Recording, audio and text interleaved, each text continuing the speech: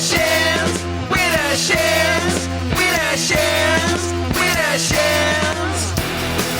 When the crowd gets busted, when the floor gets dusty, when your blade gets busted, with her shins, with her shins. When your room smells funny, when a hex takes your money, what's gonna save you, honey? Just with her shins, with her shins.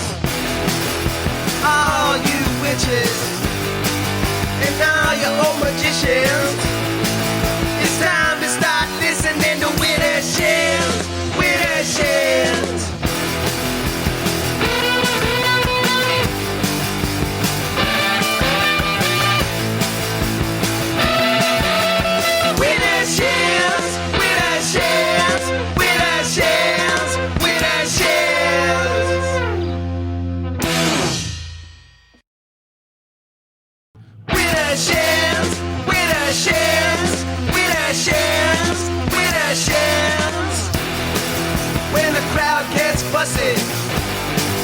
When the floor gets dusty, when your blade gets busted, with her shins, with her shins.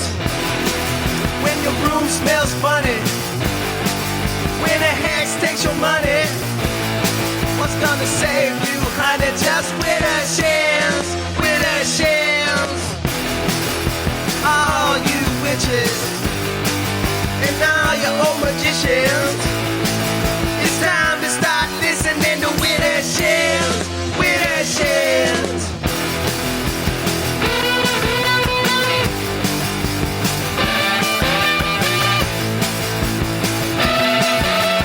With her shins, with her shins, with her shins, with her shins.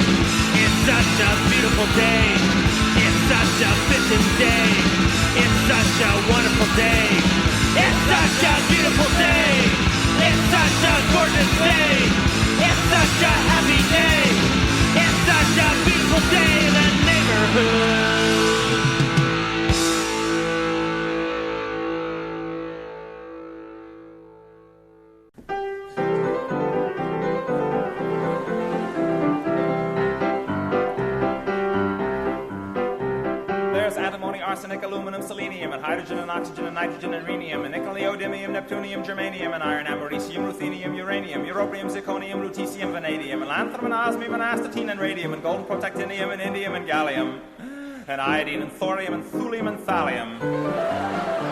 There's yttrium, terbium, actinium, rubidium, boron, gadolinium, niobium, iridium, and strontium, and silicon, and silver, and samarium, and bismuth, bromine, lithium, beryllium, and barium.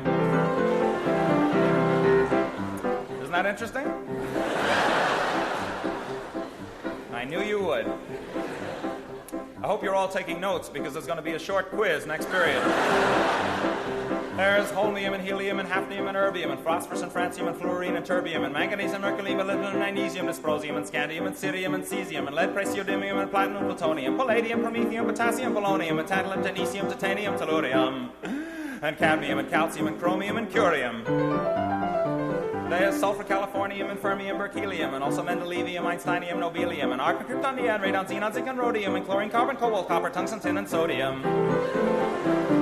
These are the only ones of which the news has come to Harvard. And there may be many others, but they haven't been discovered.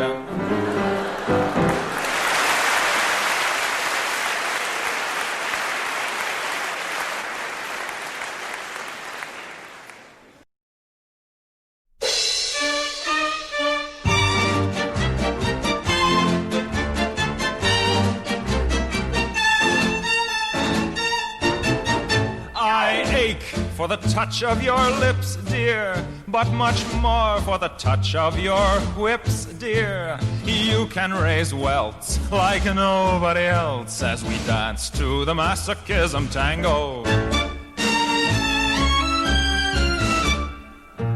Let our love be a flame, not an ember. Say it's me that you want to dismember.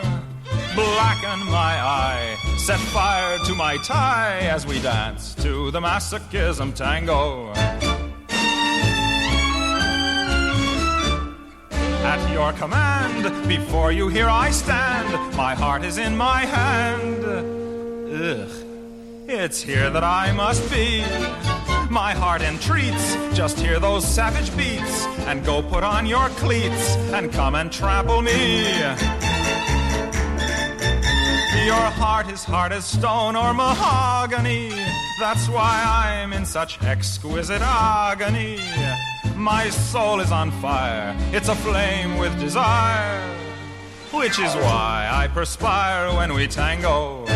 You caught my nose in your left castanet, love.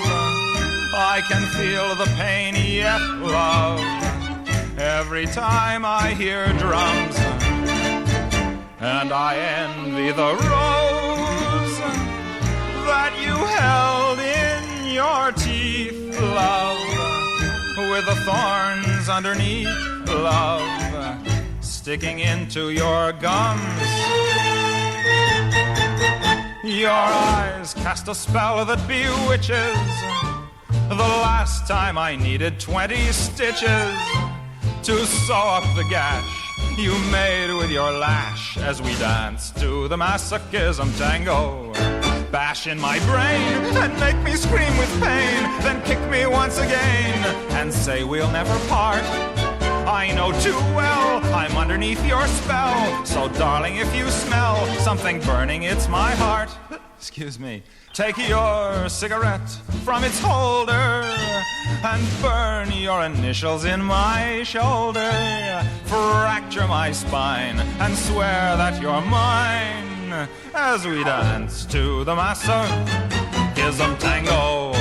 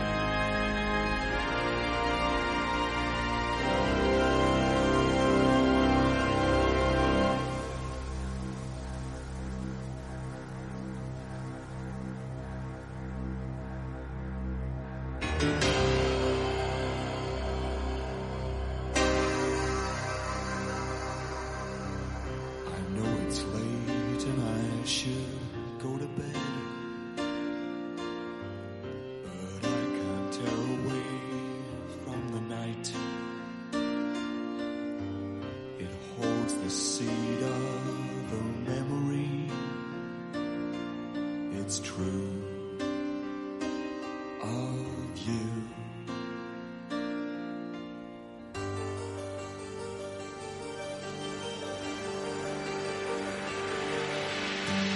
When first I saw you, I realized the fire burned deep behind your eyes. I knew our kids were paralyzed. It's true from you.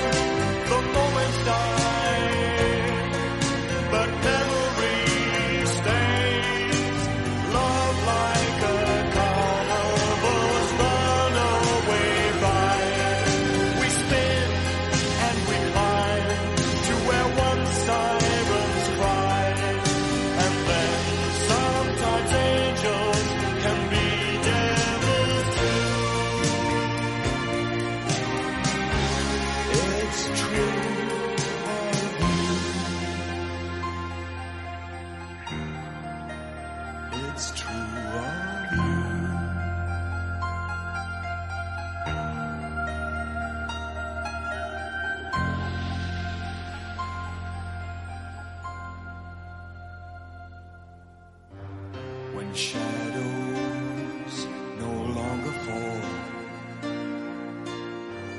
and footsteps can't be heard at all,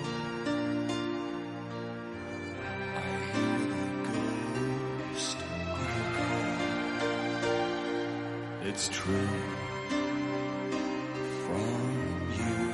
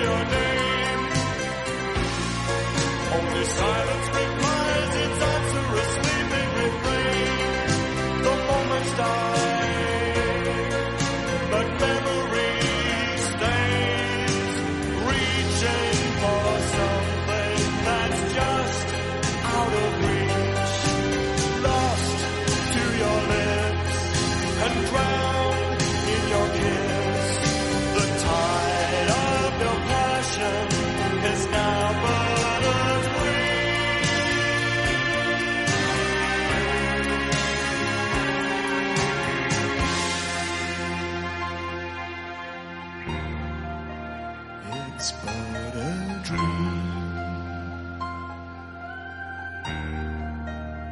It's but a dream. It's but a dream.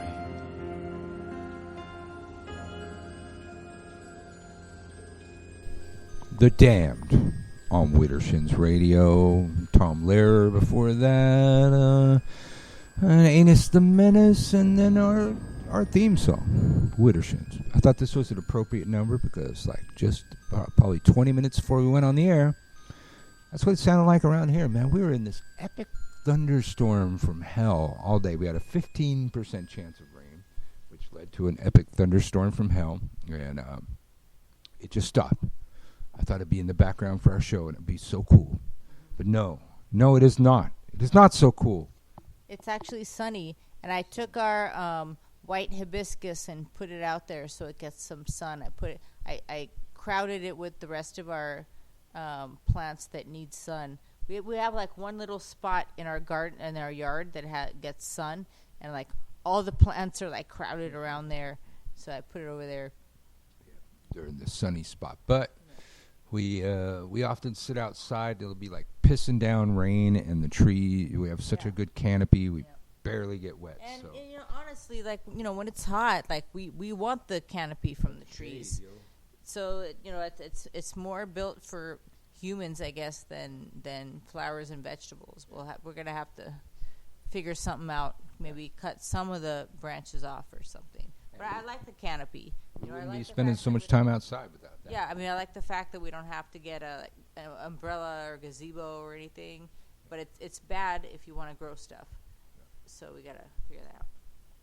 So, Widdershins, radio for your spiritual side, a twisted approach to the left-hand path, and 5 minutes before we went on the air today, the guest we had planned to have had to cancel for an emergency, and so we had to shuffle. So, We'll talk to her. I mean, I don't know next week. how long. Yeah, well, I was gonna say I don't know how long this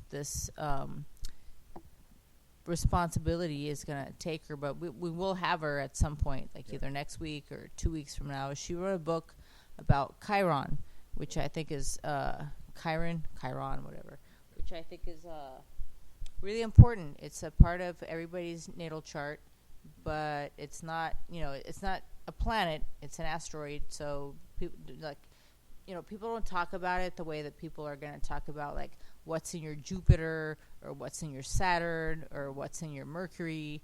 But obviously it's important enough for astrologers to include it in your chart, even though they don't really know anything about it.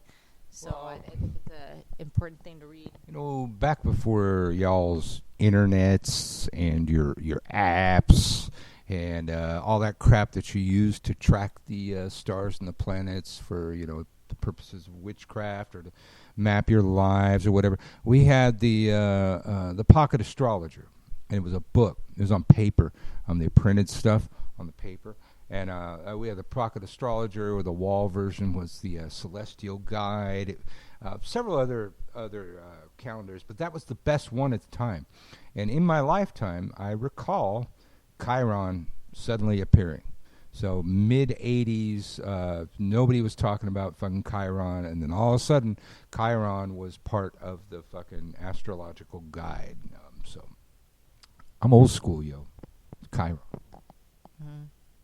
Yeah. I didn't even recognize Chiron, man. And that was back when Pluto was still a planet. Yeah. See, now even Pluto's not a planet anymore. Everything's always changing. So Chiron is an asteroid. And we have another one that's an asteroid that's tracked in astrology. I only know of Chiron. I forget which one that is, but well, now we have Pluto, which is now an asteroid. Although, There you was know, it's one. like I'm not sure how that's all working out right now. Because, you know, for example, our son, Sasha, is a Scorpio. I thought that was ruled by Pluto. Maybe it's Mars. I'm not sure. You like different sources say different things. Some of them say Mars, and some of them say Pluto. Mars is definitely Aries, but I'm not sure if it shares that planet with Scorpio. But if it is Pluto, I don't know how it changes things now that it's, you know, technically not a planet. But I'm pretty sure Scorpio has Mars and Pluto.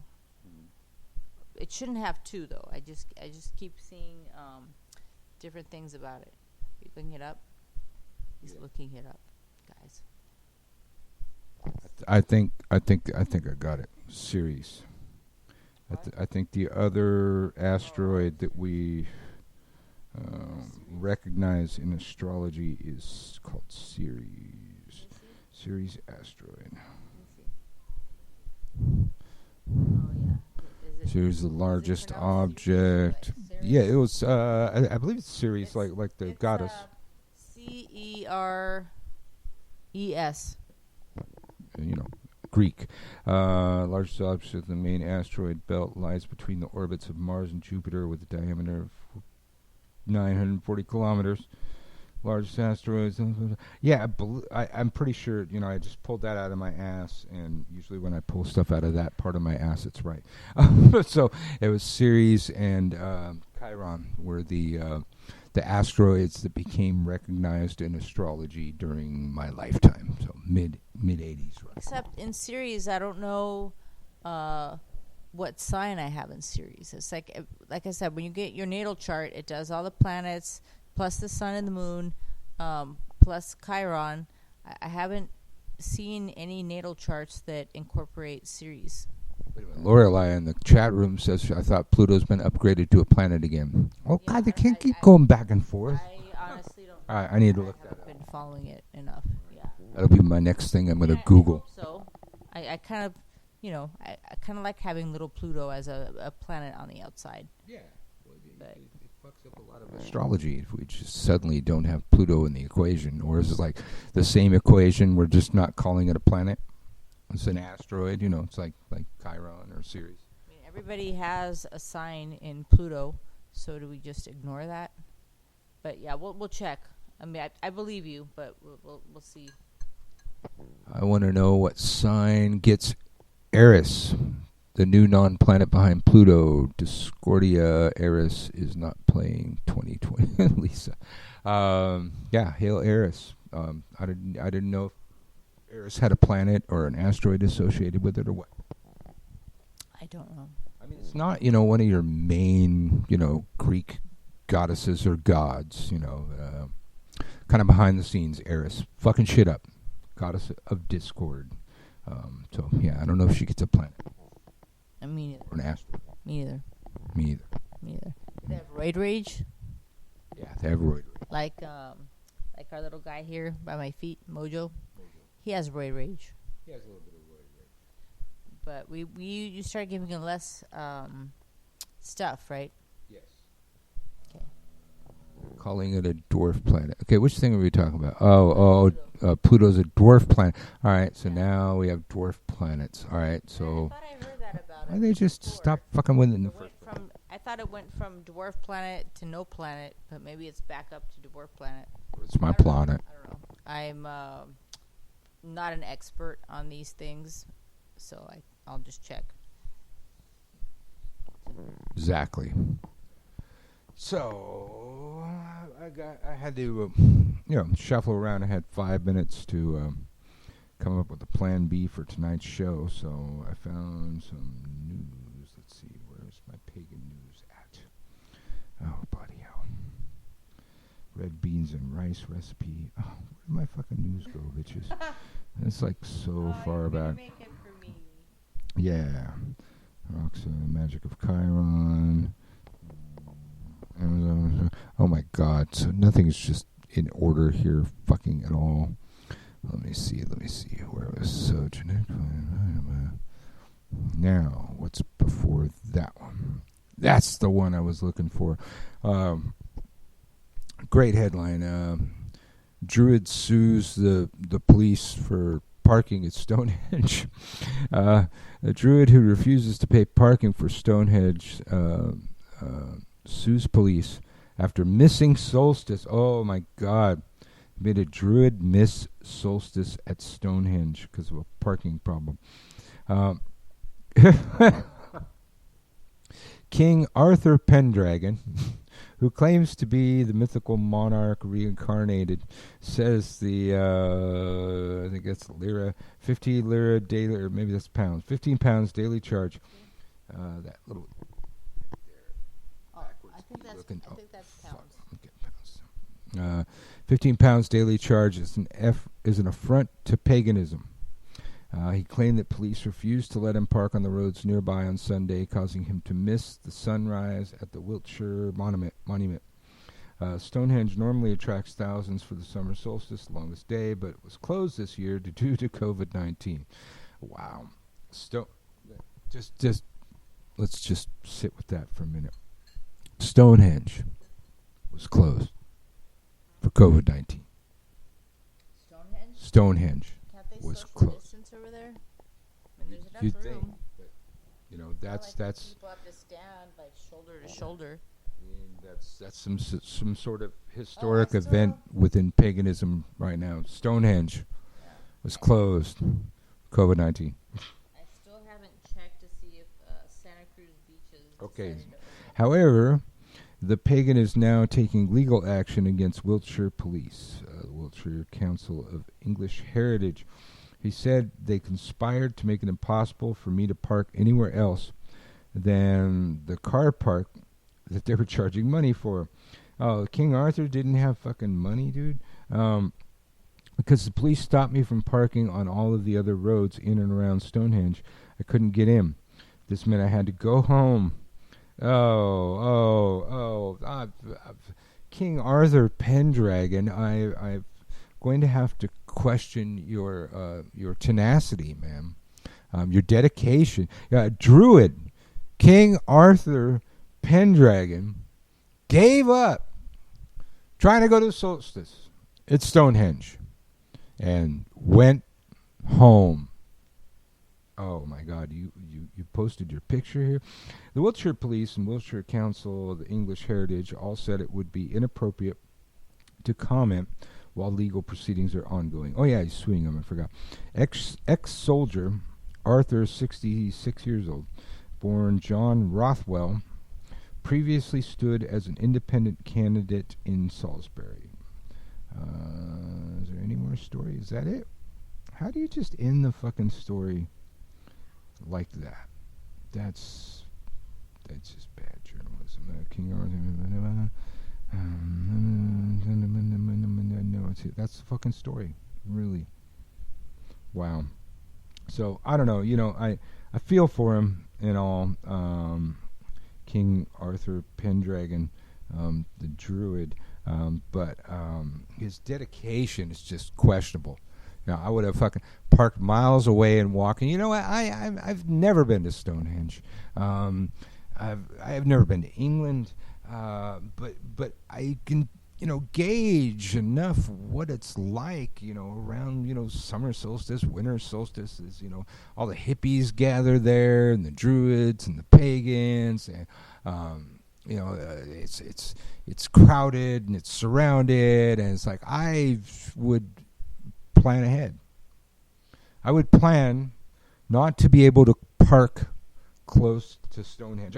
I can tell that from across the pond that were I to go to Stonehenge on, let's say, summer solstice, I would not be expecting to park anywhere near fucking Stonehenge. And he's from there. I would think that he'd fucking know better. And if they're, I'm sure they had to announce that they're closing down Stonehenge for COVID-19, which would, probably fuck up parking even more. Or I don't know, bring some money. Bring fucking 15 pounds. You didn't, I'm sorry. You're a Druid. And you couldn't make it the summer solstice at Stonehenge because you didn't have 15 pounds. I don't know how much fucking money that is. It doesn't sound like a whole lot. Do you know what the it's higher than the dollar. I mean, it's probably like about $20 or something. The pound is stronger than the dollar. That'd be what it would be like if we wanted to park to go, several blocks away from the Mardi Gras. Yes. That'd be the best parking we could get. We'd still have to walk, several. Parking at our house, like there was some. It was. I think was it Mardi Gras? We were driving. We didn't go. It's not far from here. But there was parking that's like literally like 2 blocks away from us. They were having people park there for Mardi Gras. And it was about $20. Yep. And that's Mardi Gras. We were willing to pay it, and then COVID hit, and we didn't. But we paid to park 2 blocks away from our house. But if I was going around, calling myself a Druid, and King Arthur Pendragon, and I didn't have fucking $20 to put down for fucking park. I mean, to the extent where I went home rather than go to Stonehenge at summer solstice. I don't know who's in charge of the Druid licensing out there. If they have a permit or a fucking a green card. I'd pull it. I would pull his fucking Druid credentials. I wonder if Edward Prynne is still alive. I knew him once. They should pull his Druid card, man. I'm sorry, it's great. Okay, go ahead and sue the cops and everything. But the fact that you just kind of gave up on summer solstice rather than park, if you had to park fucking miles away, and maybe miss the sunrise or the sunset or whatever you were trying to make it to, show up a little late, whatever you got, something, or or, you know, plan ahead. It's like if I was, you know, I came across the pond and I was expecting to go to Stonehenge on summer solstice, you know, me even not being from there, I wouldn't be expecting to park anywhere fucking near there. I'd expect to be, you know, fucking parking miles away and taking a bus or shuttle or fucking whatever they got. I'm sure they had some sort of plan. Or I might have had some cash on me to pay for fucking parking.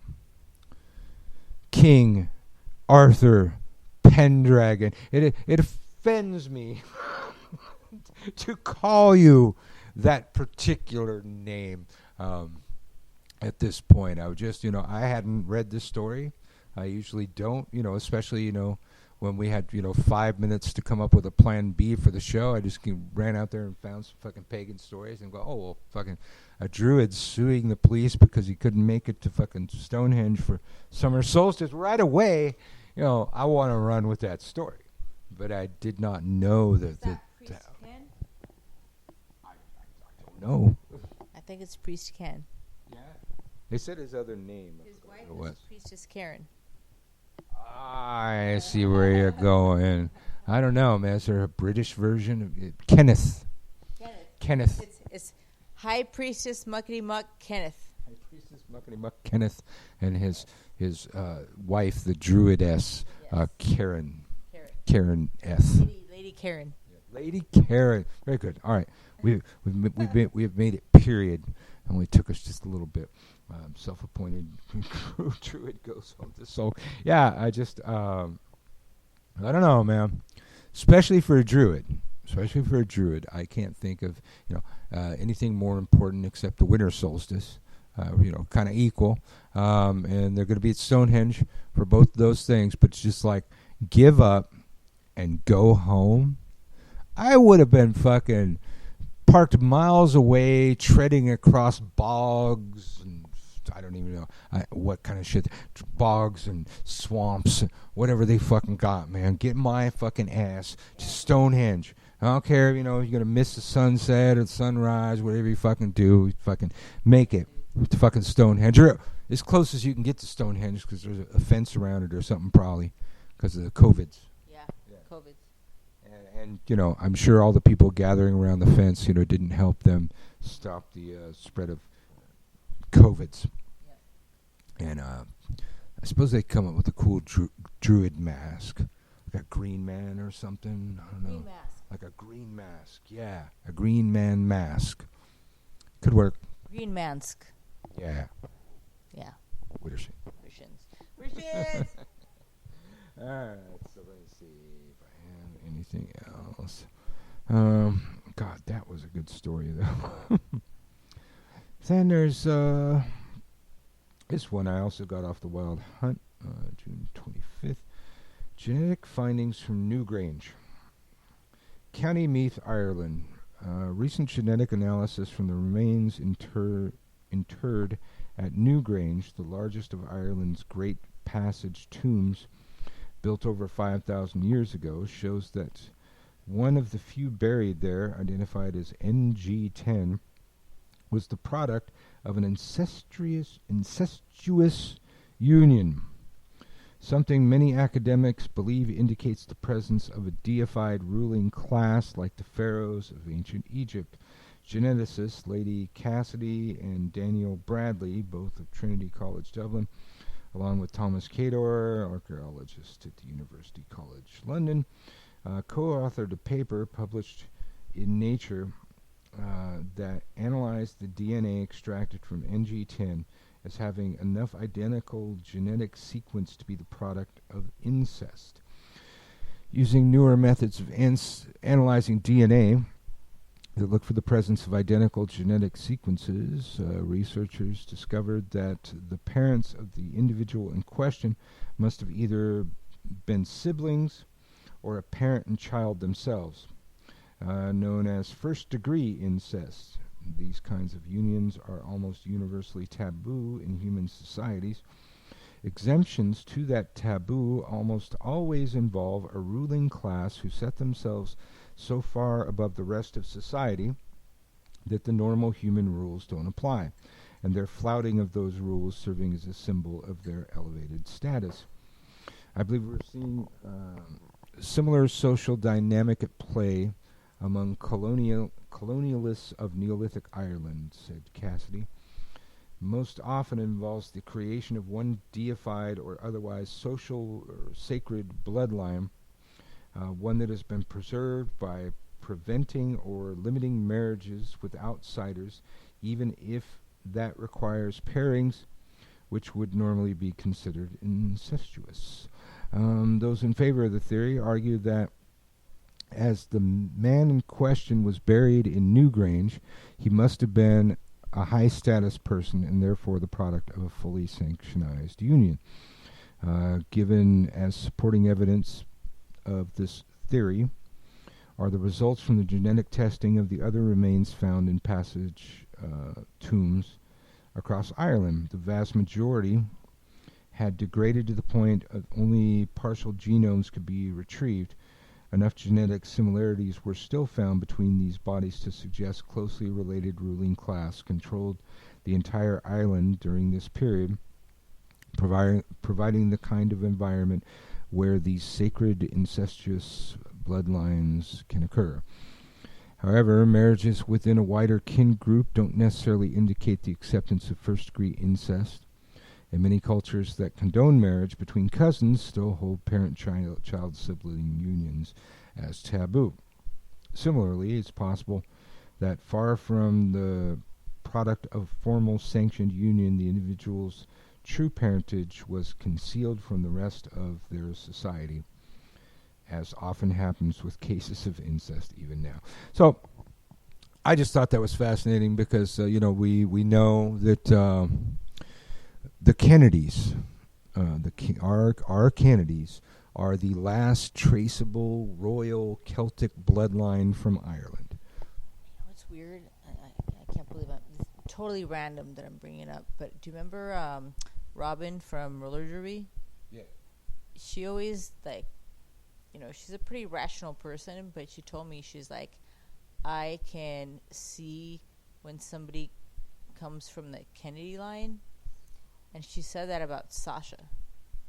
She's like, he comes from there, which means that one of us comes from there. I'm pretty fucking Irish. Means it's you, because I got no Irish. But I was just thinking that. He's got that same, whatever it is that she sees. She said he's like a Kennedy, which hopefully it doesn't include the curse, but Yeah, so far, the curse has been pretty good to me. So, knock on wood. Yeah, knock on wood. I haven't gotten the money, though. There should be some money that goes along with that. You have a house. Yeah, I know, but I mean, if I'm a Kennedy, I should have some Kennedy money. That's old money. Old, ancient Ireland, old, back when it was gold and shit, and jewels and stuff. Where's my Kennedy money? Come on, universe, bring me my fucking Kennedy money. Get that money or Yeah. get the fuck out. Bring me my fucking Kennedy money. Why is this thing still suggesting that I start a new live show for my podcast?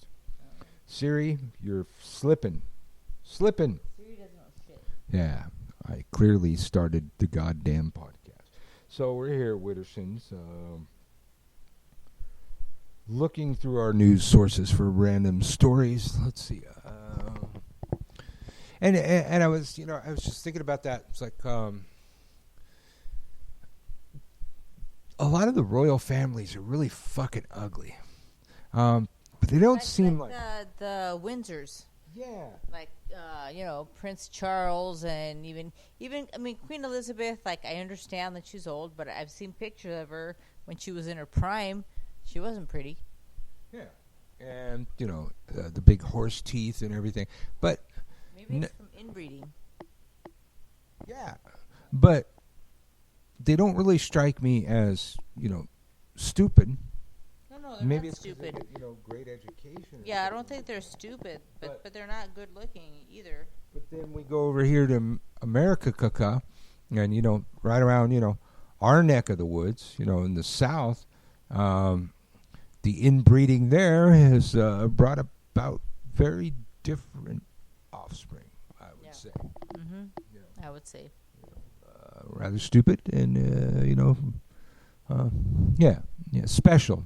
Yes. They're special. I would say. Bless their hearts. Worked out differently in royal families somehow. Leela in the chat room. Part of first generation of my family to be born from one parent outside of the family. Cousin to cousin marriages. We take the piss out of ourselves for the inbreeding incessanity. Incessanity. You made up a word there. That just gave me some difficulty. Incessanity. All right. Interesting stuff. All right, I'm going to go. We're going to play you something while I look for some more stories and stuff. I will help. Yes, because you need to read some stories. Ever since we don't do our news show anymore, they don't hear enough from you. Yeah. Don't be talking smack.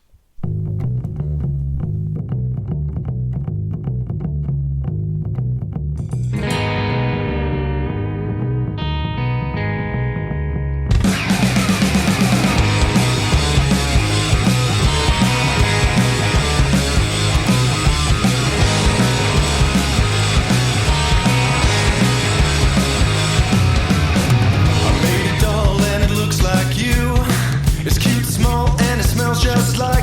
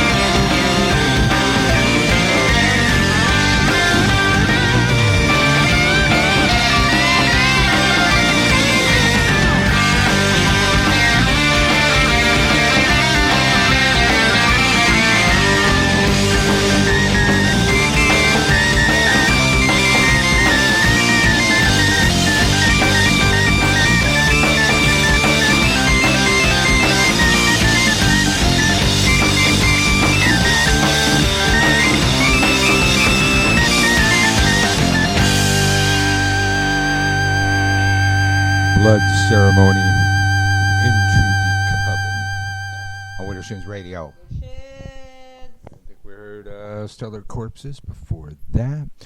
You know, been a while since I've told these people about our large package here at Widdershins. And I know you're dying to tell them about your large package here on Widdershins.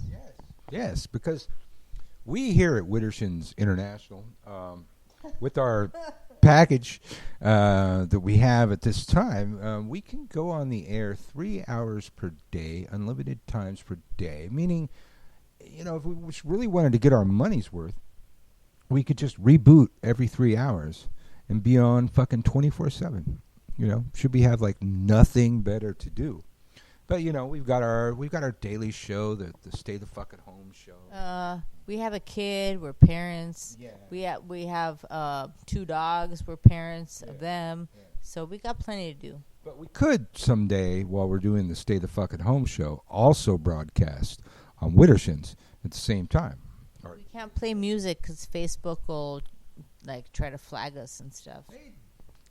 They say they're going to do that. Last time we did this and went live on Facebook, we got a bunch of, warnings about the music we were playing. Even though we're pretty sure the artists of whose music we're playing aren't going to mind, but that's Facebook's policy. They're the one of Facebook's stupid policies. But we could do that. But if you don't follow or subscribe, I mean, here at Spreaker.com/user/Widdershins, it's a follow button. But then over, iHeartRadio, it might be a subscribe, and then there's Apple Podcasts and Google Podcasts, and all of the fucking places I don't even remember anymore where we're broadcasting. There's a follow or a subscribe or something like that, where you'll get notified if we go live. So wherever you see that little button on there, do that thing. Here on Spreaker, if you're on Spreaker, you can get in the chat room and stuff. And there's always all kind of people talking about stuff in the chat room. We got Leela over here talking about the royal family and stuff. The royal family could be the most beautiful people on earth, but they would still be ugly, scrounging unnecessaries. Yes. I think of the amount of money. Yeah, I mean, other people have them too, but I just think of England and the amount of money that the British people pay to prop up the royals when the royals really don't have any jobs. They don't do anything. They're these figurehead puppets that they parade around. They may have some influence in the political thing, but they don't have any jobs in the political arena, and they're living, like royals. That money's coming from somewhere. It isn't all their money. They get paid, and God, I think of like we do budget cuts and shit like that in America. We'd cut that shit out right away. Like that's a huge unnecessary expenditure just to have some fucking figureheads of the state walking around, parading and shit, and having lavish parties and shit all on your tit. So I don't know about y'all over there across the pond, man. I'd fucking do away with that. And there's always movements to do away with the royals, but nobody ever has. So not holding my breath on that. Mm-hmm. Yeah. Let me see. I've been digging through the pagan news sources. And I have been so useless.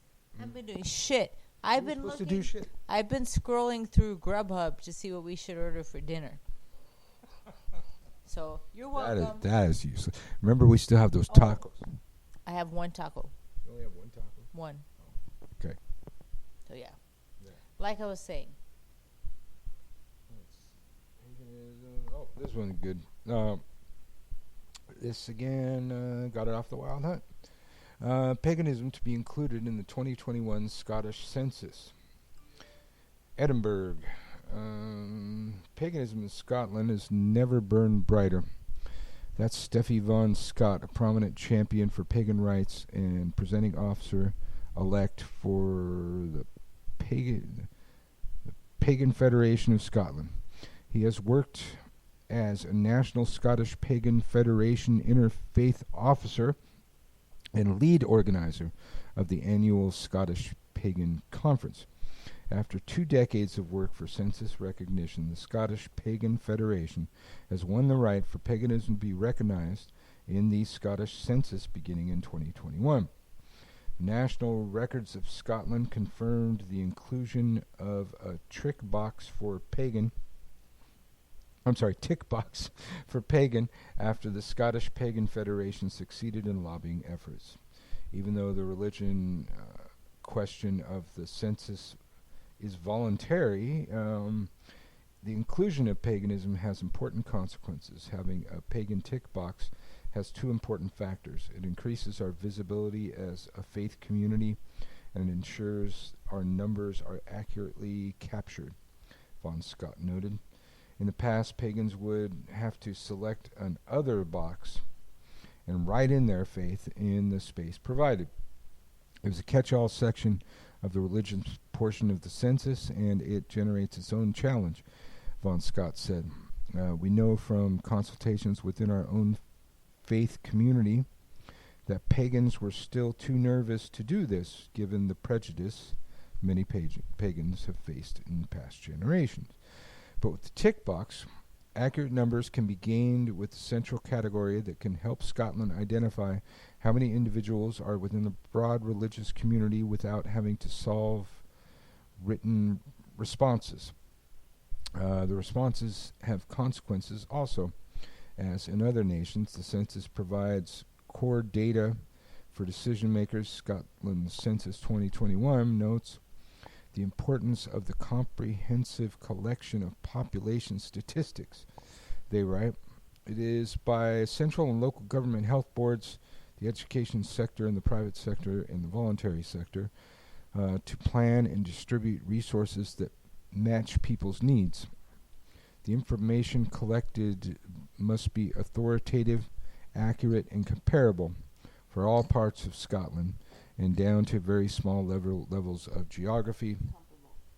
Only the census can consistently provide such information. Now, that's fascinating and all, but here in America, we really haven't filled out the census yet. We probably should do that. Otherwise, because somebody's going to knock on the door and ask us a bunch of goddamn questions. But it's still sitting over there in the mail pile. I really need to. Yeah, I really need to fucking just fill the goddamn thing out. I know. We did with the wisdom panel. Yeah. But I would certainly hope there's not a religion box. I don't want a tick. I want that question not to be asked. Sound alarm. Yeah. Sound alarm. Yeah. And the gremlins are going to go, I want that to not be a question at all on the census, voluntary or involuntary. Just we shouldn't be basing our decisions on the religious principles of the people around. That's supposed to be not part of government, which I'm pretty sure is what the census is about. And we've had, I remember so many violations of this. It got knocked down, but the Trump administration originally wanted to ask about people's citizenship status on the census. Mm-hmm. And I don't remember how far it went in the court system, but some final authority said no. And they tried. Unless you're from a real inbred family, you're gonna mark yes, I'm a citizen on the fucking thing.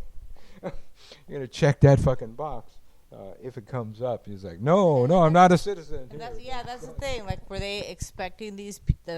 Are they on the honor system? Like, they not to say that non-citizens are dishonorable, but fuck, I'd say yes, I'm a citizen. I don't need you to track my ass. Well, the government, currently our government, what they meant by that was, Mexicans. That's what they're looking for, and they believe. For, quote, illegals. I get it. They believe that the Mexicans are stupid, so they're going to throw that. It's like, oh, they're just so uneducated. They're going to just check that. Say, and here's my address. I'm totally here illegally. Yeah. Here's my address, my work schedule, everything. And I'm totally illegal. Yeah, fucking dumbass. But census, yeah, we should probably do that. So they don't come by and stand on the porch without a mask. He's gonna scare him off anyway. Yeah, that's true. Sick the dog on him. It's like, here, mark the dog on your census, man. We got a dog. Let's see. This again, the Wild Hunt has brought us the majority of our news tonight. See? It's a census person. There's a census person. He's totally mouth. Tell him. You guys can't hear it, but once he stops doing that part, he's a major mouth breather. And it's actually scarier than the bark. Like, he'll bark, and then he paces back and forth and goes, and he just conjures all sorts of images about, like, the dogs of hell. Scare those census people off, Azzy. Good boy. So he's really a mouth breather when he's doing that. Anybody lurks around our pad, they hear this demonic beast. Crazy mouth breathing. Let's see. This yep, comes from the Wild Hunt. Opinion of Baptists and pagans. All right, so haven't read this. Saw the headline. Figured maybe I should. Last Saturday, the New York Times posted an article titled "The Walls of the Church Couldn't Keep the Trump Era Out," written by national politics reporter Nicholas Casey. It details the intense conflicts that tore apart the First Baptist Church of Williams, Alabama, in the years since the election of Donald Trump to the presidency. Pastor Chris Thomas first ran into trouble when he responded to Trump's January 2017 travel ban, which effectively blocked Syrian refugees from seeking asylum in the United States. Thomas preached a sermon on the Beatitudes, the series. Hey, Sasha. Yeah. Can you stop that for a minute? Okay. Oh, is that you? Yeah. Quit popping the bubble wrap. That's me. Quiet on the set.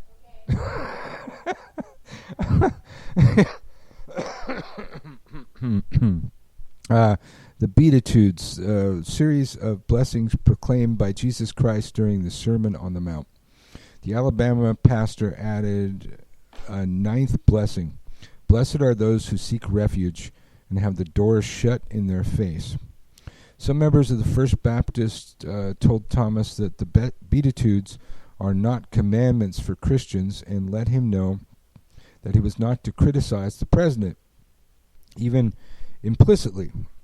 Church groups were set up to monitor what the pastor was liking on Facebook and to make sure no homosexual Christians joined the church.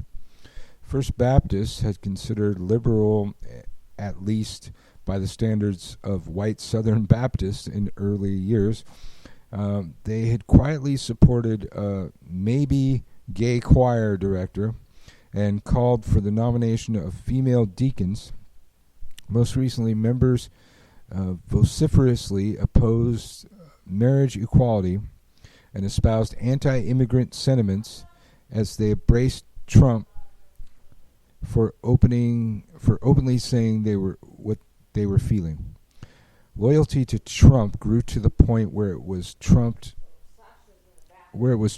dedication to Christ, and Thomas was told to avoid speaking on any biblical subject that could be interpreted as criticism of the president. Most extremely conservative members left to join a neighboring church whose pastor openly preached in support of Trump and against LGBTQ rights.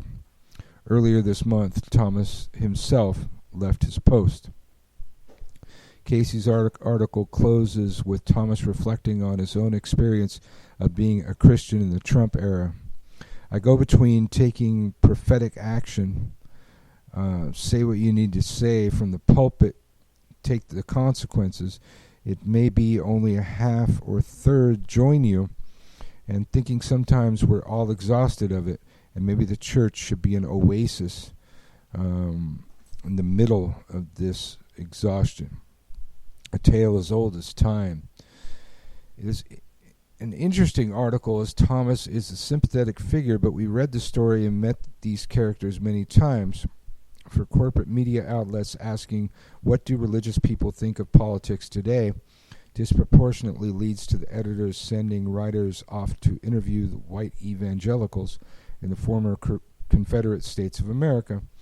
In the late 1970s, conservative operatives worked with pro-segregation, pro-apartheid, anti-civil rights entrepreneurial TV preacher Jerry Falwell to build an AstroTurf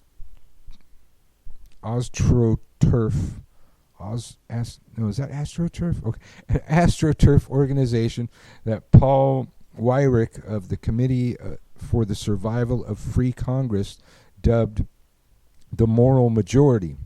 Their goal was to mobilize white fundamentalists as dependable source of support for Republican candidates. In 1980, the newly energized religious right helped push Ronald Reagan to his landslide victory over presidential incumbent Jimmy Carter, drubbing of 489 electoral votes to a mere 49, or 44 states carried to only 6, and the District of Columbia. Reporters covering politics, religion, and intersection of the two have been fascinated with the Southern white evangelicals ever since, largely to the exclusion of other religious perspectives. The symbolic relationship of the moneyed media and conservative politicians mutually reinforces this myopic focus, as reporters report the importance of white evangelical vote, and Republicans pander for what they see as a key element of their base. Northern liberal readers love to look down their noses at Southern conservatives, so the paper profits from clicks. Conservative politicians know that they can literally hold a Bible in the air, and they're all but guaranteed the white evangelical vote. Everybody wins except for the rest of us. It's a simple fact that the corporate media will only pay attention to the members of the minority religions and new religious movements when a practitioner runs for public office, commits a terrorist act, or is the victim of a shocking hate crime. There are exceptions here and there, but those exceptions will usually foreground the otherness of the tradition as a key element of the story. The religion editor for a corporate news TV channel once told me that he ran the stories that people want to read, and I suppose that's a solid business model. However, it does give the lie to any claims that old media giants are dedicated to the stories that matter, the stories that people may not want to read, but should. What would reports from the mainstream media look like if they made a conscious decision to include voices of minority traditions throughout their religion coverage? If we're supposed to learn something new about religion or gain a new insight into politics by reading these articles about evangelicals and Republicans, imagine what could be gained by the major outlets deciding to highlight perspectives that haven't been profiled over and over again. Being pagan in the Trump era. Reading the article about the First Baptist Church of Williams and its implosion after Donald Trump's campaign and presidency ripped several scabs off America's skin to reveal a rotten pus beneath, I couldn't help wondering what this article would have been like if the focus had been on the U.S. pagan community in one of its multiplicity of forms. The hate that was ratified in Trump's 2016 rallies and reinforced from the White House and Don's Twitter account ever since hasn't only divided white evangelical churches. The racism has been long bubbled under the surface, has exploded across the nation. Sexism, homophobia, transphobia, Islamophobia, and xenophobia has been saddled up and driven throughout the land until they drip with sweat. He says what we're all thinking has morphed into a sense that hate can be freely expressed and wallowed in. So many long whispered their bigotry, and now shouting it from the rooftops and in the face of cell phones recording that every leer. Where abusive police once smashed cameras before committing atrocities, they now gleefully go about their bloody work, even as they are live streamed by smartphones and their victims. Why should they be able to shy when the top exclusive in the United States is edging them on? This has been happening in pagan communities much as Christian ones.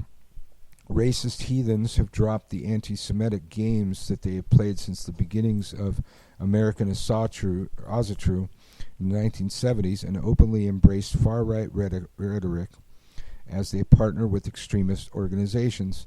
Social media has become a minefield of comments by pagans who feel so comfortable publicly expressing their prejudices and that they sound more like Archie Bunker than an archdruid. Attending a pagan event marketed as inclusive is no guarantee that there won't be a neo-Nazi standing next to everyone else at the evening ritual. Like a pastor at the First Baptist, there are pagans in leadership positions who resolutely stand against the rising tide of hate. Like him, they work hard to move their communities in positive directions, always circling back to the core of their traditions for grounding as they seek to move into a brighter future for all. Also, like him, unfortunately, they can be faced by the emboldened bigots of this time, or of this time period we're all living through. Even more, unfortunately, the fighters for positive change sometimes are so beaten down that they make the same decisions as Mr. Thomas and walk away from what they see as fatally damaged communities. Not that it's only clergy who find themselves facing down faces filled with hate, from the solar practitioner to the small group participant to the member of a national organization. We're all of us living in Trump's America, especially in the online world that so many of us expand their pagan contacts, and even in the age of coronavirus, when the pagans are forced to rely on online interactions for community. The ugliness of this community's politics has a way of creeping into seemingly every space we create. All right, well, this article's still good, so I'm going to keep going with it. Paganism and politics. The pastor's final words will keep echoing in my head. I emphasize with his wavering between two modes of religious experience, the prophetic and the transcendent. Should the religious event, the rite, the ritual be focused on consciousness raising in the political sense or expanding consciousness in the spiritual sense? For an extreme example, the political side, consider the model of liberation theologian Ernest Cardinal, who let the Sandinista soldiers use the site of his religious community in Nicaragua as a staging ground for their attack on the National Guard. Cardinal would gladly give a theological explanation for why violence was necessary and would root it all in biblical exegesis, but this is about as directly political as an action can get. For an equality extreme example of the spiritual side, consider transcendental meditation, introduced to white middle Americans by Maharishi Mahesh Yogi, TM, whatever that means. Packages. Trademark. Okay, that makes sense. So the yogi's trademarked. The practices derived from Hindu tradition as a ritual complete in itself, a ritual independent of dharma or any other religious action. As marketed in the United States, the technique for inner peace and wellness, a rite focused on individualistic inner gaze that pushes aside the stressful everyday world to achieve a restful state of mind beyond thinking. In other words, TM is a religion reduced to an act solely designed to transcend all worldly concerns. There's a lot of ground between launching military attacks from a sacred space and seeking refuge from lived life in a non-thinking zone beyond this reality. The question that the pastor is addressing and that I find compelling is how to find a place where one is true to the need for action in the world while responding to the need for refuge on his own hate and pain. Oh, wow, it's a long article. Okay, that's from The Wild Hunt. Good article written by Carl E.H. Siegfried. Came out June 27th, just the other day. Oh, my hand's going numb. I've been holding the microphone so long. Widdershins. I think we got to play you something unless you got something. No, I'm sorry. I had to leave for a second to take care of responsibilities, but I'm back now. And look, I put my house dress on. I've been looking. See that. I've been looking. I've been actually been like laying up awake at night thinking about it. And then we opened a box and I was like, oh my God, my house dress. I'll probably wear it on the show tomorrow. So awesome. Alrighty then. We'll be back.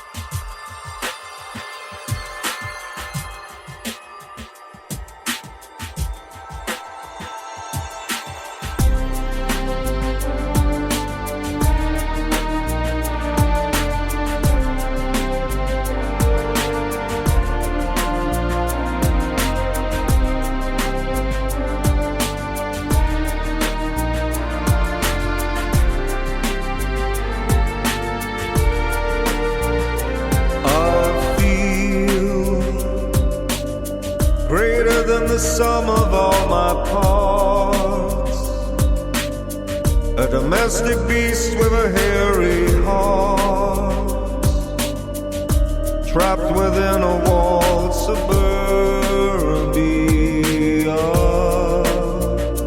I've found my taste is somewhat underground, between the shadows and the cracks.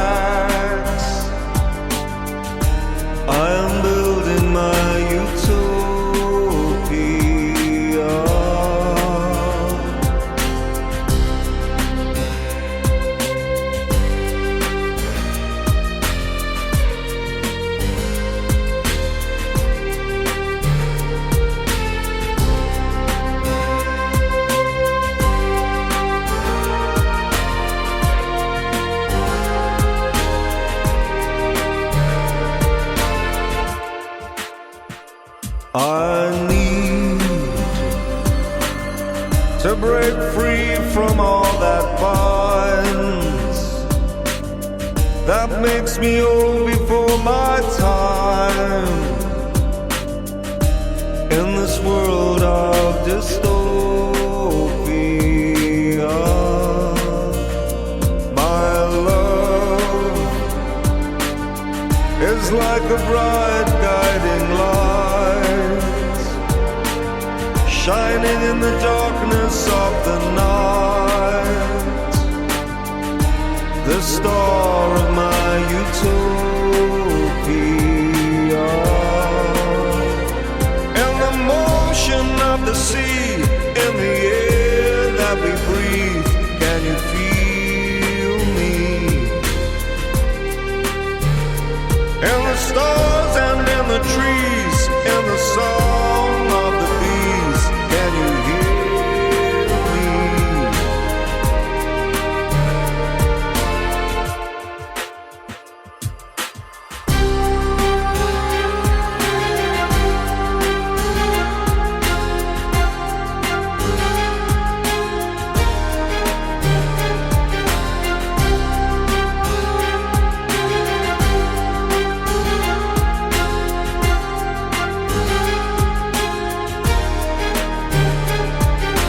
Caged golden memories, time has come to show your true feelings. I know it's the only way to be when the same old feelings come over me.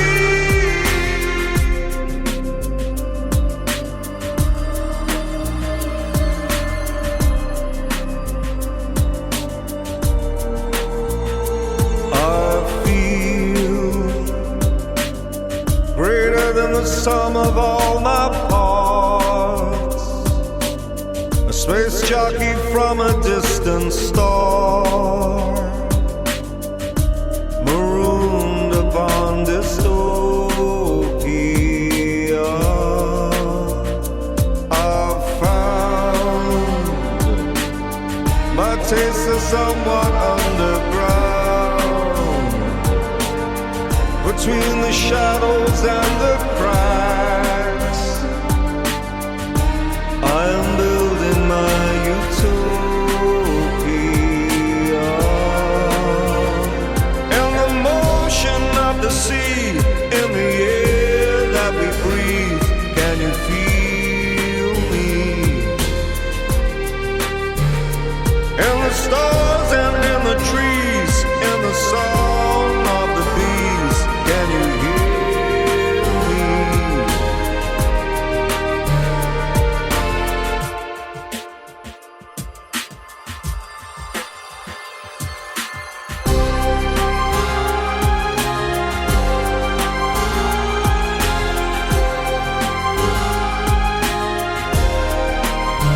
In our utopia, you will be queen and I will be king.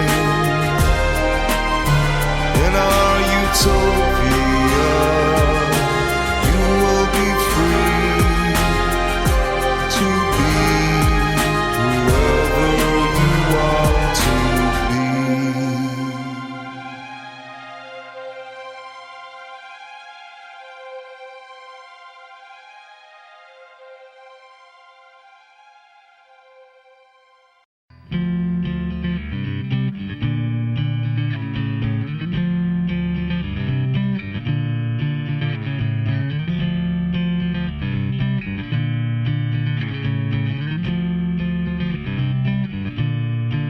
A new age of reason, brain treason to trick the mind. What good is searching if nothing's there to find?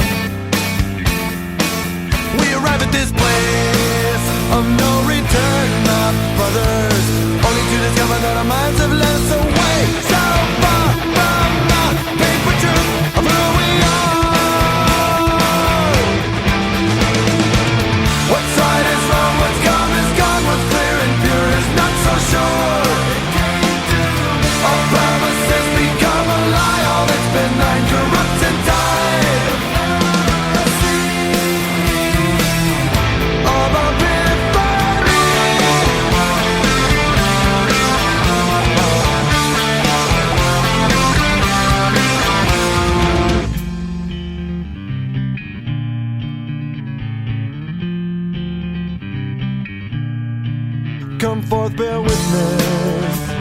see the profit from your loss, beg for forgiveness only after you tally the cost.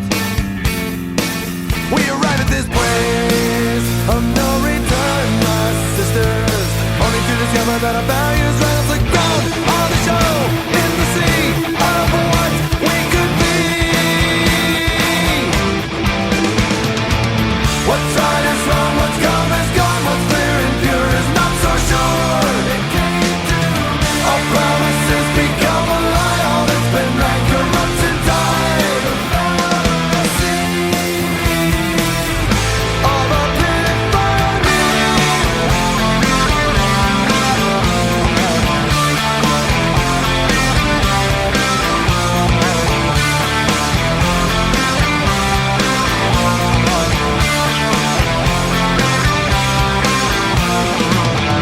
if it's real for me, do I have to prove it to you? Why do revelations fade to cold blue untruths? It's all so relative, subservient in tone on one's perspective.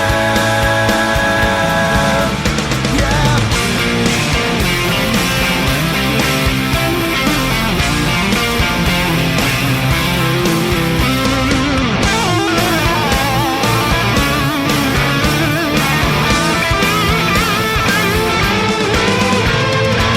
What's right is wrong, what's come is gone, what's clear and pure is not so sure. Our promises become a lie, all that's been right corrupts and died. Of epiphany, all is failing me.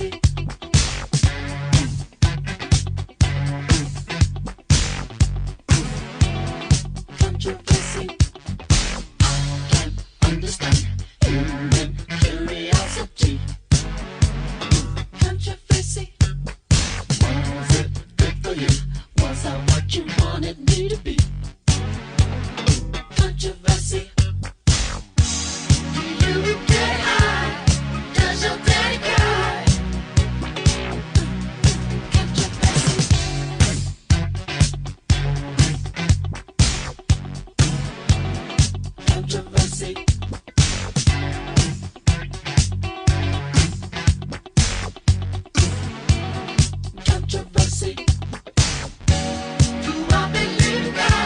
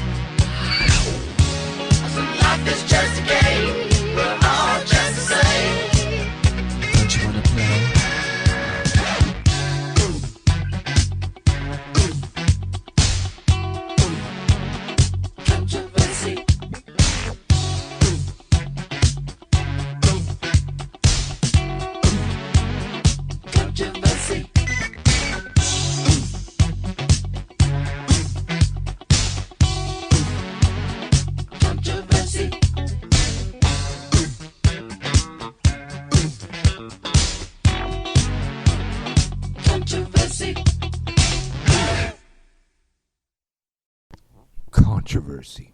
All right, well, that leads us in. You know, it's a longer musical break than we were planning on, but it worked. Minnesota, which is where all the action has been.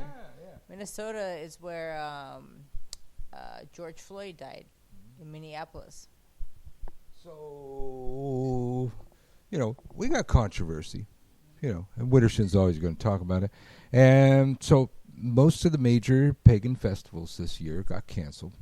And places where they don't cancel things and people where they don't cancel things or at least change their plans drastically in this day and age, they tend to be Trump supporters. Well, but here's another layer to that.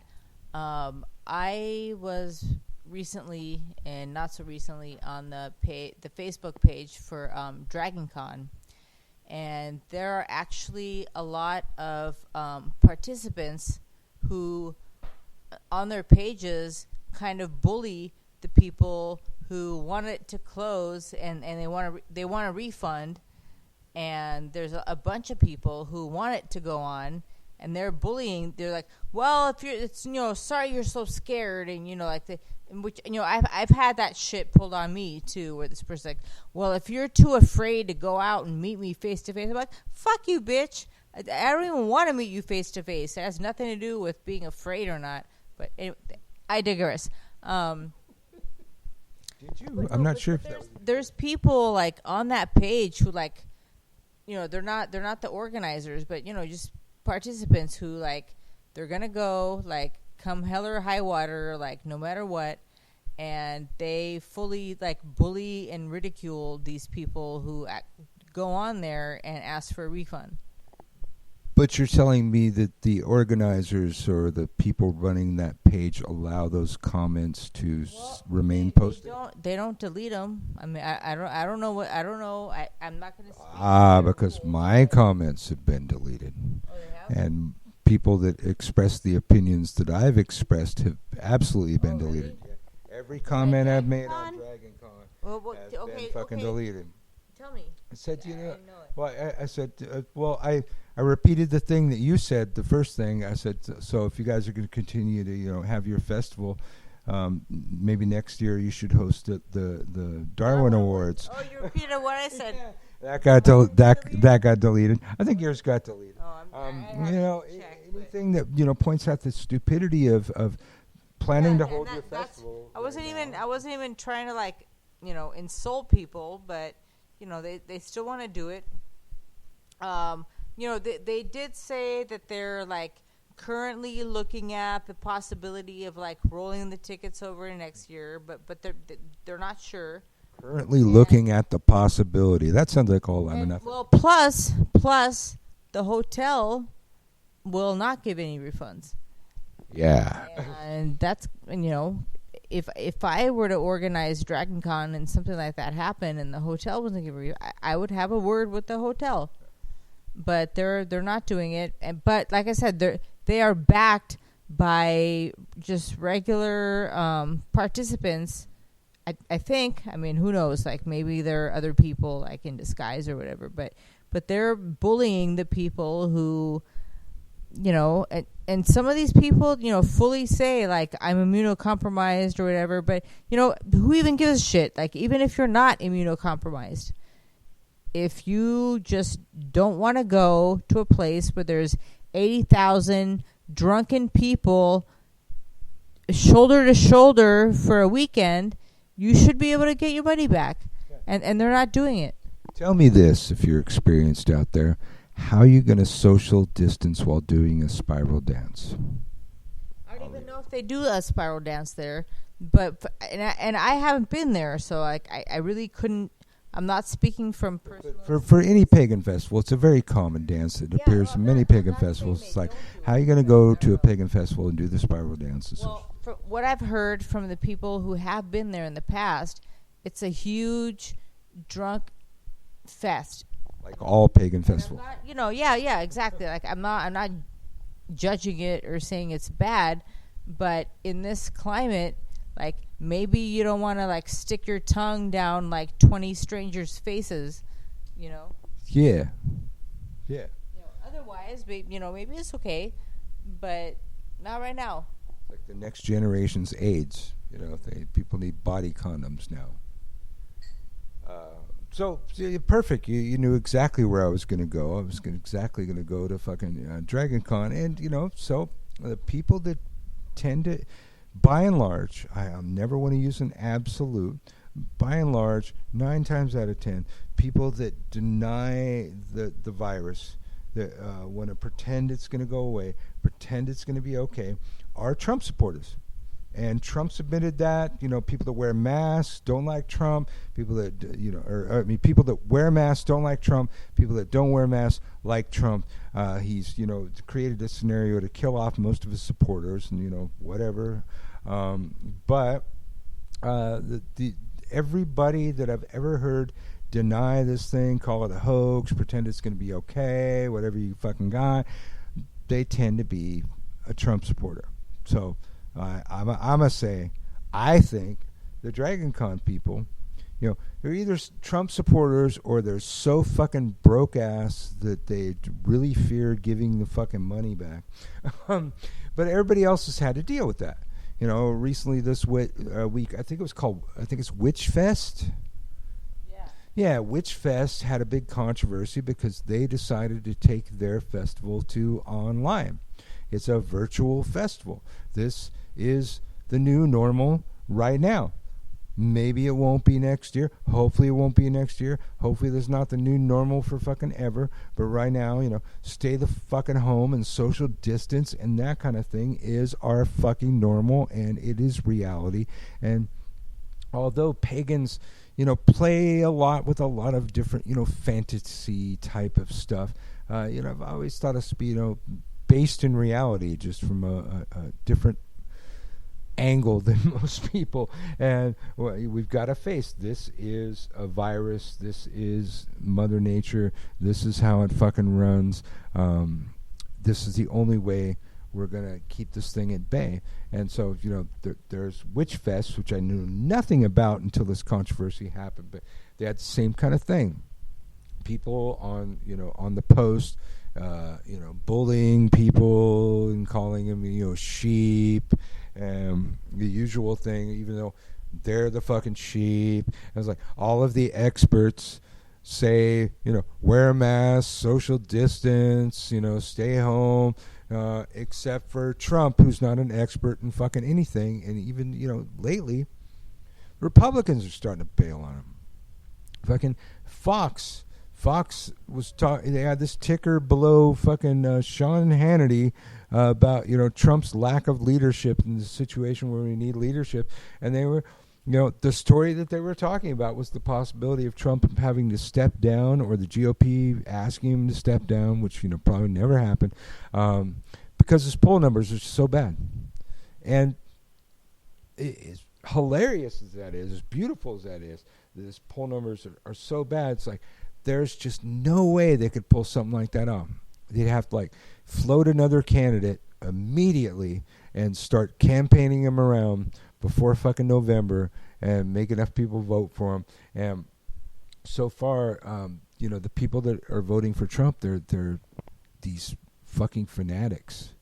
And I just don't know if you could, you know, rally up that kind of fanaticism for some random fucking Republican dude. Because Trump ain't a Republican dude. I almost thought, you know, when we started this show and had to, you know, come up with a new name and fix everything, you know, 5 minutes before the show because plans had changed.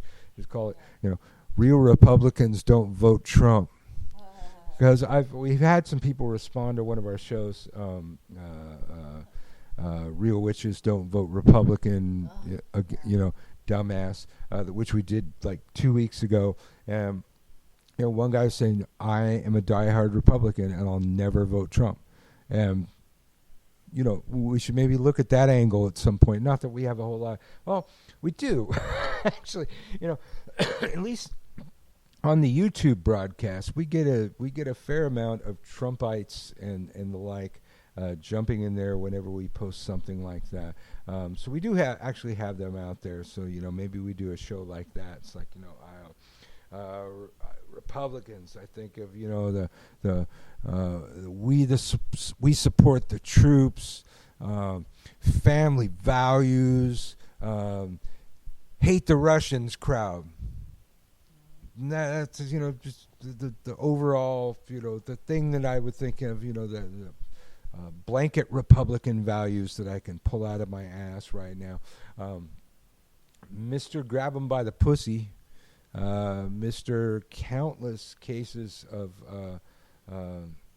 sexual harassment, sexual abuse, downright rape of child out there in the world that have not gone away yet.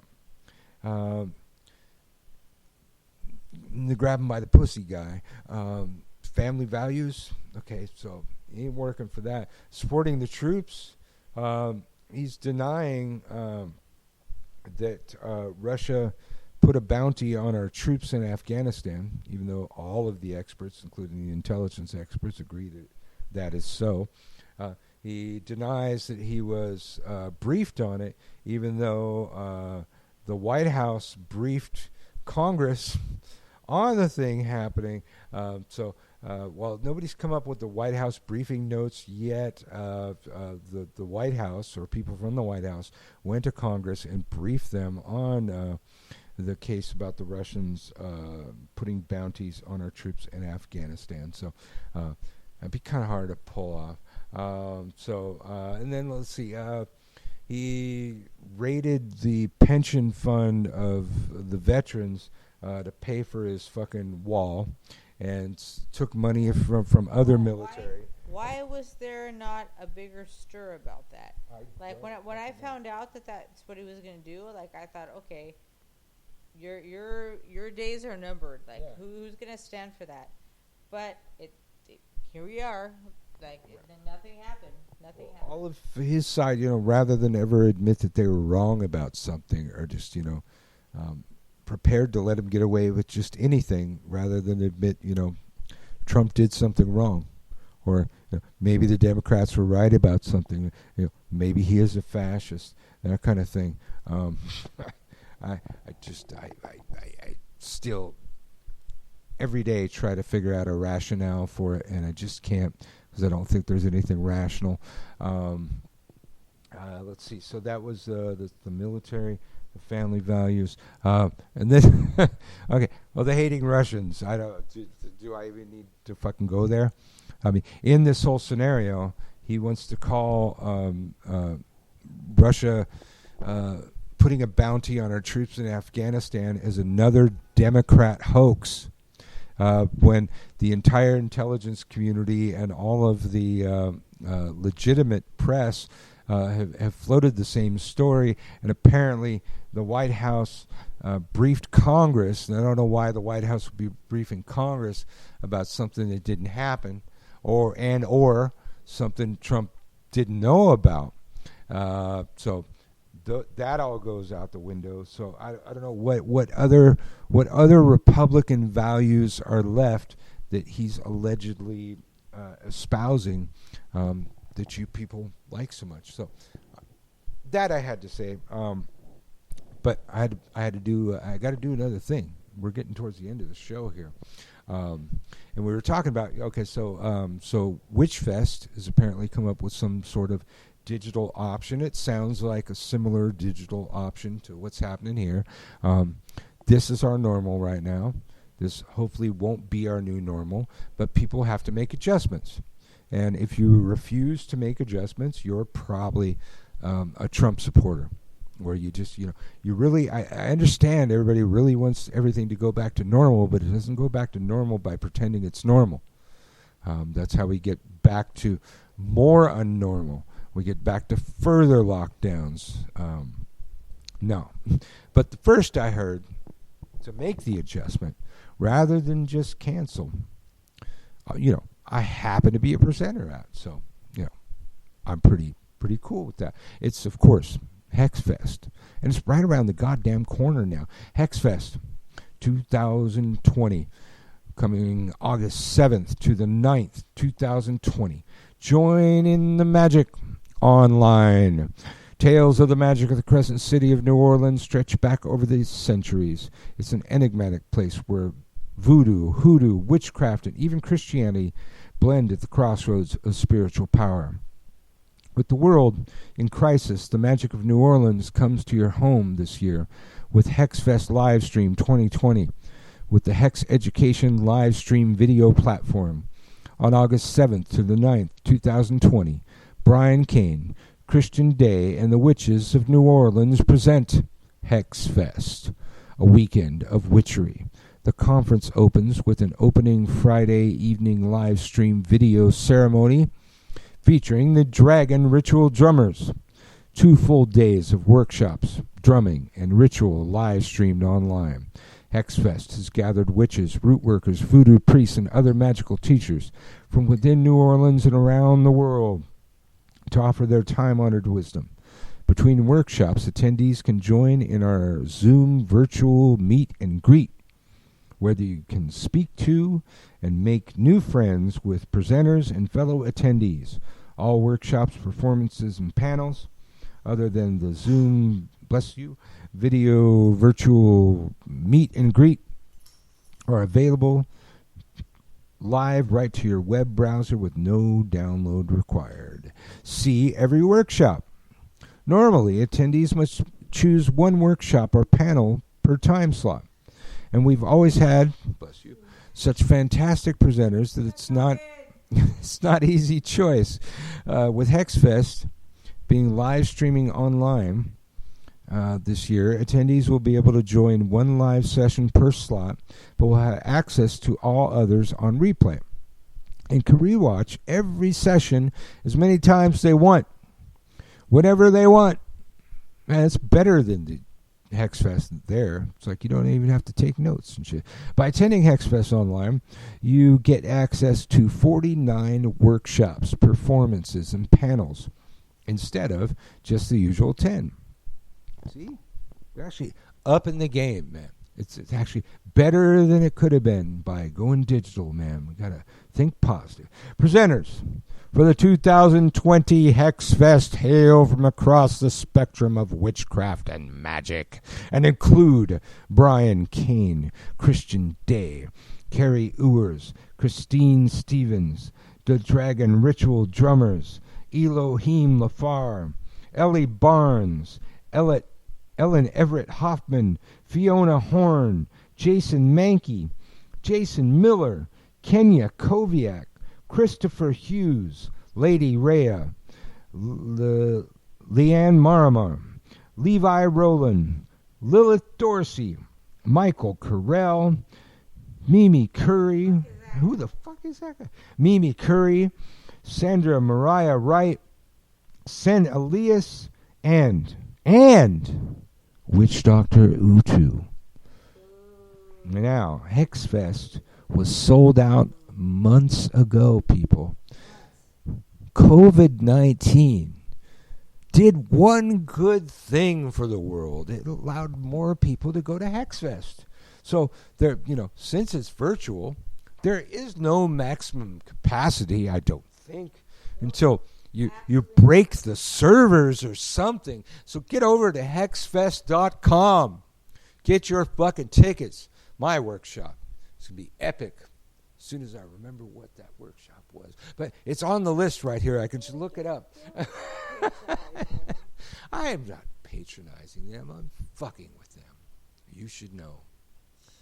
We got to go. Widdershins Radio. Witches. Bye-bye.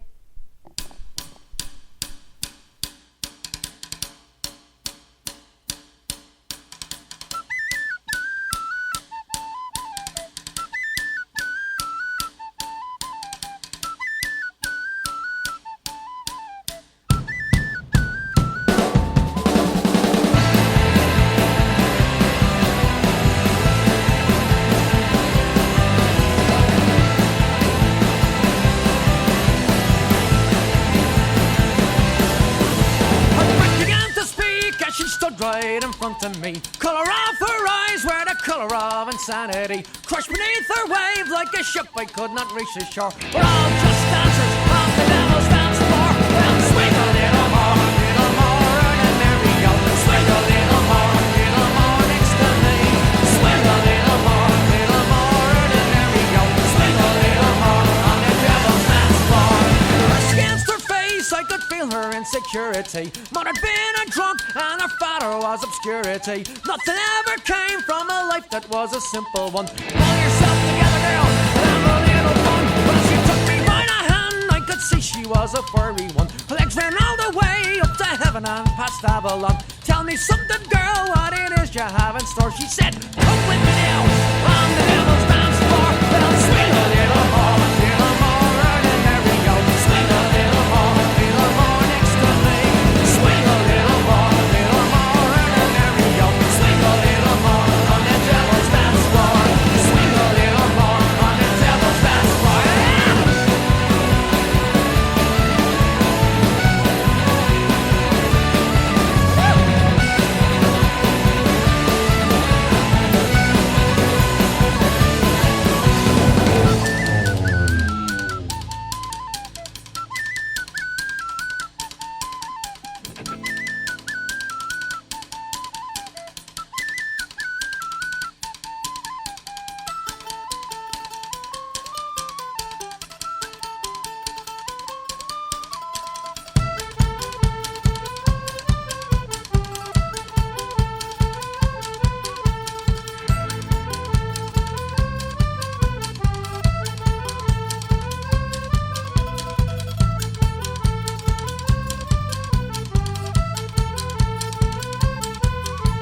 Swing a little more, and there we go. Swing a little more next to me.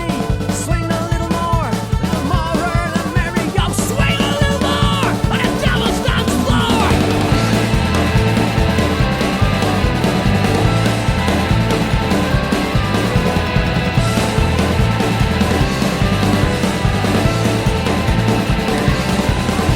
The apple now is sweet, oh much sweeter than it ought to be. Not a little bite, I don't think there is much hope for me. Sweat beneath her brow travels all the way and heading south. Bleeding hearts crying 'cause there's no way out. Well, swing a little more, and there we go. Swing a little more next to me. Swing a little more, and there we go. Swing a little more on the devil's dance floor. Swing a little more, and there we go. Swing a little more next to me. Swing a little more, and there we go. Swing a little more on the devil's dance floor. Swing a little more on the devil's dance floor. Swing a little more on the devil's dance floor.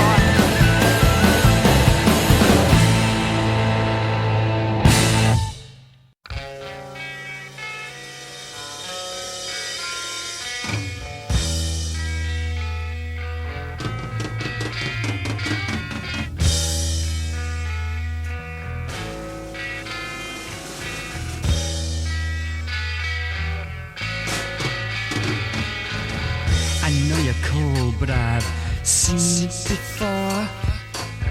I'll take a chance on the wine. Your starch white hips, intravenous she drips, in fear of turning blind. Head of gray, as some guys say, shows you growing old. Do it again, I can't explain. The light sure seems so cold. Feel the pain, it leaves no stain. Feel the pain, the name of the game.